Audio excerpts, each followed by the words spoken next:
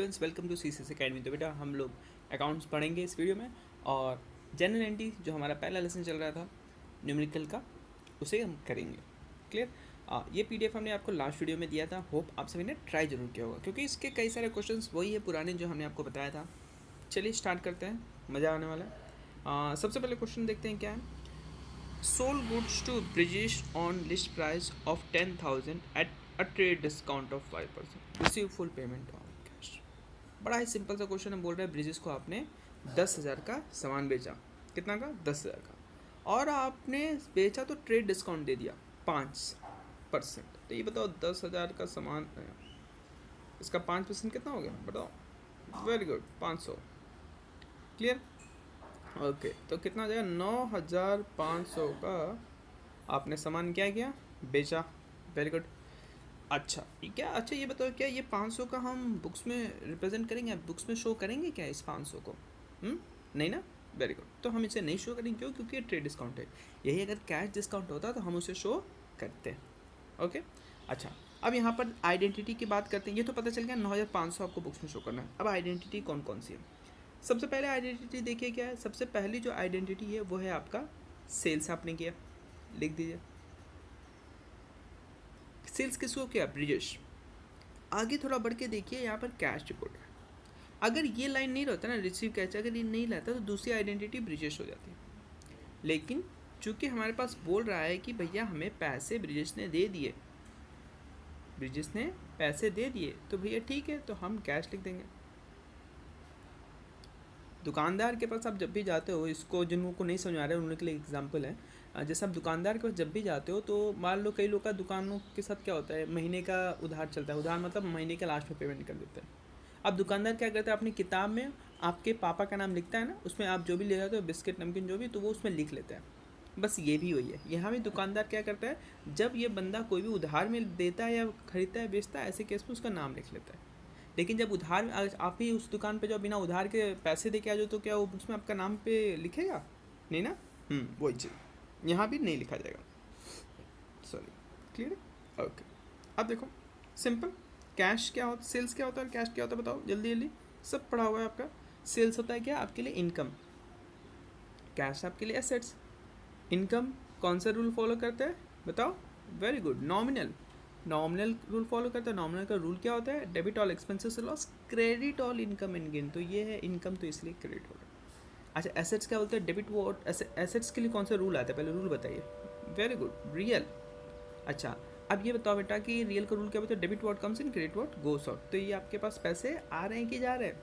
आ रहे हैं, तो debit what comes. General entry हो जाएगा cash account debit to sales 9,500। ठीक है, सबसे पहले ऊपर यहाँ पर आप लिखोगे general entry in the books of, जो भी कंपनी का नाम है वो, फिर यहाँ पर उसका स्टार्ट करोगे, date particular, ledger folio, debit amount, credit amount. तो cash account debit to sales 9,500, 9,500। Goods sold for cash to Brijesh. Narration लिखना कंपलसरी है, और लास्ट में आप एक लाइन खींच दीजिए। क्लियर? आगे बढ़े? ओके, अगला क्वेश्चन जल्दी देखते हैं क्या है question. Goods given away as charity. बहुत ही बढ़िया क्वेश्चन। ये क्वेश्चन हमने आपको लास्ट टाइम पे पढ़ाया था। लास्ट टाइम के क्वेश्चन ही टाइप का है, मतलब लास्ट टाइम हमने आपको जो पढ़ाया था उसी टाइप का है। देखिए क्या बोल रहे हैं यहाँ पे। आपने चैरिटी में सामान दिया। आपने क्या दिया? चैरिटी में सामान दिया, ठीक है, गुड्स दिया। तो सबसे पहले देखो आइडेंटिटी पहले उठाओ उसमें। चैरिटी, एक आइडेंटिटी आपके पास हो गया चैरिटी, एक आइडेंटिटी हुआ चैरिटी।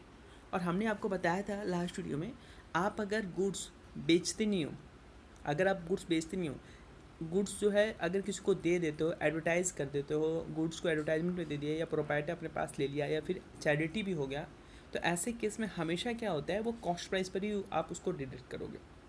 ठीक है, और जब भी आप गुड्स को कॉस्ट प्राइस पर डिडक्ट करते हो, इन सारे कारणों में कौन कौन से, फिर से एक बार रिकॉल करो, चैरिटी, एडवर्टाइजमेंट, पर्सनल यूज़, या फिर लॉस बाय फायर हो गया, ठीक है, लॉस बाय थेफ्ट हो गया, ये सारे केस में हमेशा याद रखो जो दूसरी आइडेंटिटी होगी वो परचेज की होगी। तो राइटिंग वो है तो समझ लीजिएगा परचेज। क्लियर? अब यहाँ ध्यान दो, इसमें थोड़ा सा आपको टेक्निकल पॉइंट समझना है। देखो चैरिटी में आके आपने दे दिया तो क्या आपके लिए तो लॉस हो गया। लॉस किस में आता है? नॉमिनल में आता है ना, नॉमिनल का रूल क्या होता है, debit all expenses loss credit all income and gain, तो ये हो गया डेबिट। अब परचेस पे ध्यान दो, देखो बेटा परचेस हमेशा करते हो तो डेबिट में होता है जब एक्सपेंस होता है, तो जब खरीदते हो तो, ठीक है। तो ऐसे समझो जब भी परचेस की वजह से आपके पास से सामान बढ़ता है, परचेस करने से सामान जब बढ़ता है तो डेबिट होगा। तो जब वो सामान आपके पास से लॉस में गायब हो गया आपके पास से, कौन कौन से कारण से, चोरी होने के कारण, ड्राइंग होने के कारण, आग लगने के कारण, ठीक है, चैरिटी देने के कारण, तब परचेस हमेशा क्रेडिट होगा। तो इसको थोड़ा सा आपको मेमोराइज़ करना पड़ेगा, परचेस हमेशा क्रेडिट होता है इन 4-5 केसेस में, ठीक है। ये होता है क्यों, हमने फिर से बताया, क्योंकि जब आप परचेस का अकाउंट आगे चल के आप लेज़र अकाउंट बनाओगे तब आप वहाँ पर इसको और अच्छी तरह समझ पाओगे, क्लियर है। तो हमें सिंपली समझना है कि परचेज का जब अमाउंट परचेज जब भी बढ़ता है तो डेबिट होता है, और परचेज इन 5 कारणों से जिसके बारे में हमने आपको बता दिया उसकी वजह से अगर घटता है तो परचेज क्रेडिट होता है। अमाउंट 1000, क्लियर है। तो ये आपका हो गया। आज देखिए amount, charity account debit to purchase यहाँ पर, ठीक है, goods given away as charity, clear. अगला है charge interest on capital of 5 lakh at the rate 7%। तो अभी बताओ इंटरेस्ट ऑन कैपिटल क्या होता है, कैपिटल क्या होता है, मालिक का पैसा। तो इंटरेस्ट ऑन कैपिटल वो पैसा जो कि कंपनी मालिक को देती है, वो पैसा जो कि कंपनी मालिक को देती है। मालिक को क्यों देती है, अरे साल भर वही पैसा जो कंपनी के पास मालिक रखा है वो बैंक में रखता है तो उसे कुछ ब्याज मिलता है ना, तो बस वही चीज़ कंपनी के पास रखा है तो कंपनी भी उसे ब्याज देती है। अच्छा, अगर इंटरेस्ट देखा जाए, इंटरेस्ट ऑन कैपिटल अगर देखा जाए तो ये बताओ ये आपके लिए, कंपनी के लिए क्या है, खर्चा है ना, मालिक को पेमेंट करना है तो खर्चा हुआ, ठीक है। तो खर्चा जो होता है ना ये एक्सपेंस होता है, क्या होता है, एक्सपेंस होता है, ठीक है, ये एक्सपेंस हुआ, ठीक। अच्छा, ये जो एक्सपेंस हुआ बेटा, ये जो एक्सपेंस हुआ यहाँ ध्यान से समझना, अगर ये एक्सपेंस होगा ये किस में आता है, नॉमिनल में आता है, और नॉमिनल का क्या होता है, डेबिट ऑल एक्सपेंसेस होगा। एक आइडेंटिटी तो आपकी होगी, ध्यान से समझिएगा। दूसरी आइडेंटिटी क्या होगी, देखिए ये इंटरेस्ट बढ़ रहा है, तो ये कहाँ जाके जुड़ेगा, यहाँ समझिएगा। ये जो इंटरेस्ट बढ़ रहा है, जो इंटरेस्ट बढ़ के मालिक को मिल रहा है, ये जाके सीधा उसके कैपिटल में ऐड होता है। कहाँ ऐड होता है, उसके कैपिटल में ऐड होता है, ये पैसा उसके कैपिटल में जाके ऐड होता है। प्रॉफिट, इंटरेस्ट ऑन कैपिटल, ये सब क्या होता है, मालिक के कैपिटल में ऐड होता है, ठीक है। तो दूसरी आइडेंटिटी क्या हो जाएगी, दूसरी आइडेंटिटी हो जाएगी कैपिटल, क्या हो जाएगी, कैपिटल, ठीक है। अभी बताओ, जब भी हमने आपको बताया था जब भी कैपिटल बढ़ता है, ठीक है, तो मतलब कंपनी को मालिक को पेमेंट करना है, कंपनी मालिक को पेमेंट करेगा। तो यहाँ पर ये इंटरेस्ट जैसे ही मालिक के अकाउंट में चला गया, कंपनी की लायबिलिटी बढ़ी कि नहीं, मालिक को इंटरेस्ट ऑन कैपिटल देना है तो इसका मतलब कंपनी की लायबिलिटी बढ़ेगी मालिक के प्रति, ठीक है। और लायबिलिटी हमेशा बढ़ती है तो क्या होती है बेटा, लायबिलिटी हमेशा बढ़ती है तो क्रेडिट होता है, ठीक है। तो जनरल एंट्री क्या हो जाएगा, interest on capital account debit to capital 35,000, ठीक है। तो interest on capital to capital 35,000 आपका हो गया। नरेशन जो है आप यहाँ पर थोड़ा ऊपर नीचे हो गया, इंटरेस्ट ऑन कैपिटल प्रोवाइडेड कर दो, ठीक है। तो 5 लाख का 7% कर दिया आपने, इंटरेस्ट ऑन कैपिटल आ गया। अगला क्वेश्चन देखते हैं। अगला क्वेश्चन क्या बोला, आउटस्टैंडिंग वेजेस 3,000, ठीक है। यहाँ ध्यान दो, आउटस्टैंडिंग वेजेस क्या होता है, हमने आपको पहले ही बता दिया आउटस्टैंडिंग का कॉन्सेप्ट क्या होता है। आउटस्टैंडिंग का मतलब वो पैसा जो कि आपको देना था लेकिन दिया नहीं, मतलब आपने सर्विस तो ले लिया, मजदूर से काम कराया लेकिन उसे मजदूरी नहीं दिया, आपके ऊपर एक क्या हो गया, लायबिलिटी क्रिएट हो गया, ठीक है। तो एक आपका हो गया आउटस्टैंडिंग वेजेस, क्लियर है। अच्छा, और दूसरा ऑब्वियस से बात है, लायबिलिटी आउटस्टैंडिंग वेजेस का किसके रूप में क्रिएट हुआ, वेजेस का ही था, दूसरी आइडेंटिटी वेजेस हो जाएगी, याद रखिएगा। इसी तरह आउटस्टैंडिंग सैलरी भी आता है, तो 2 आइडेंटिटी बनेगी, एक आउटस्टैंडिंग सैलरी की और दूसरी सैलरी की। अब यहाँ समझिएगा बात, वेजेस जो है ये क्या है, ये आपके लिए एक्सपेंस है, तो एक्सपेंस किस में आएगा, नॉमिनल में। आउटस्टैंडिंग वेजेस आपके लिए क्या है, लायबिलिटी है, क्या है, ये लायबिलिटी है। तो ये बताइए जब भी लायबिलिटी बढ़ेगी तो लायबिलिटी क्या होगा, क्रेडिट होगा ना। और वेजेस नॉमिनल होता है, नॉमिनल क्या होता है, debit all expenses loss credit all income. बात समझे कि नहीं।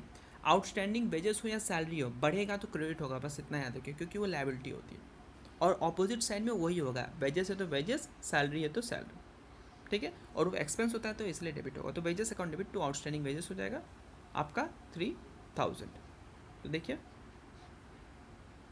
Wages account debit to outstanding wages account, ठीक है 3000, नरेशन लिख दोगे आउटस्टैंडिंग वेजेस प्रोवाइडेड।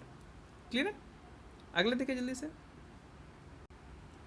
अगला है 5000 due from Sunny and no bad डेप्ट। अब सन्नी से 5000 मिला था लेकिन अब वो क्या हो गया, बैड डेप्ट हो गया। ठीक है, तो दो आइडेंटिटी होगी, एक तो होगी बैड डेप्ट की और दूसरी होगी सन्नी की। बात को समझिएगा, बैड डेप्ट आपके लिए क्या है, बैड डेप्ट आपके लिए लॉस है, और लॉस किस में आता है, नॉमिनल। नॉमिनल का रूल क्या होता है, डेबिट ऑल एक्सपेंसेस से loss, credit all income and gain. तो ये हो गया डेबिट। ठीक है, बैड डेप्ट डेबिट। अब देखो सन्नी क्या होगा, देखो सन्नी आपके लिए क्या था, ये सन्नी आपके लिए क्या था, एक डेटर था, पैसा ये देता आपको। ठीक है, अच्छा ये बताओ ये जो डेटर होता है ये क्या है आपके लिए, एसेट्स होता है। समझना बात को अच्छी तरह से, डेटर क्या होता है, ये आपके लिए एसेट्स होता है। अच्छा एसेट्स अगर बढ़ता है तो क्या होता है बताओ, डेबिट। Very good. तो ये बताओ एसेट्स अगर घट जा रहा है तो क्या हो जाएगा, क्रेडिट। Very good. तो सन्नी अब तो हमारा डेटर नहीं रहा, अब तो बैड डेब्ट हो गया, तो क्या हो जाएगा, क्रेडिट। तो एंट्री क्या हो जाएगा, बैड डेब्ट अकाउंट डेबिट टू सन्नी 5000। देखिए जल्दी से, बैड डेब्ट account debit to Sunny's account 5000, bad डेब्ट रिटर्न ऑफ। क्लियर है? अगला देखिए, लास्ट क्वेश्चन है सिंपल सा। देखिए क्या बोलता है, 50,000 cash sales of goods costing 40,000। बहुत ही सिंपल, मतलब बहुत ही सिंपल। बस 40,000 का सामान आपने 50,000 में बेच दिया, मतलब 10,000 प्रॉफिट हुआ। प्रॉफिट को तो मेंशन नहीं करना है, बस जितना बेचा बेच दिया। मतलब दो आइडेंटिटी होगी, एक होगी आपकी कैश और दूसरी क्या होगी, अब तो आप लोग इसे बहुत आसानी से कर लोगे। सेल्स, कैश क्या है आपके लिए बताइए, बहुत आसानी से, कैश आपके लिए एसेट्स, सेल्स आपके लिए इनकम। एसेट्स कौन सा रूल फॉलो करता है, एसेट्स कौन सा रूल फॉलो करता है, याद करिए, एसेट्स रियल का रूल फॉलो करता है। इनकम कौन सा रूल फॉलो करता है, याद करिए, नॉमिनल का रूल फॉलो करता है। रियल का रूल क्या बोलता है, डेबिट। एक मिनट, हाँ, रियल का रूल क्या बोलता है, debit what comes in, credit what goes. तो जैसे ही आपने बेचा तो पैसा आपके पास आया, तो debit what comes in. Income के नॉमिनल का रूल क्या बोलता है, नॉमिनल का, debit all expenses loss, credit all income and gain. आपके लिए इनकम हो रहा है तो एंट्री क्या हो जाएगी, cash account debit to sales. पैसा बताइए, पैसा 50,000, 50,000। ठीक है, देखते हैं जल्दी से। ये देखिए, cash account debit to sales 50,000, 50,000। Last में आप लोग टोटल कर दोगे और इसका नरेशन लिख दोगे, गुड्स सोल्ड फॉर कैश। ठीक है, तो इसी के साथ ये कंप्लीट होता है।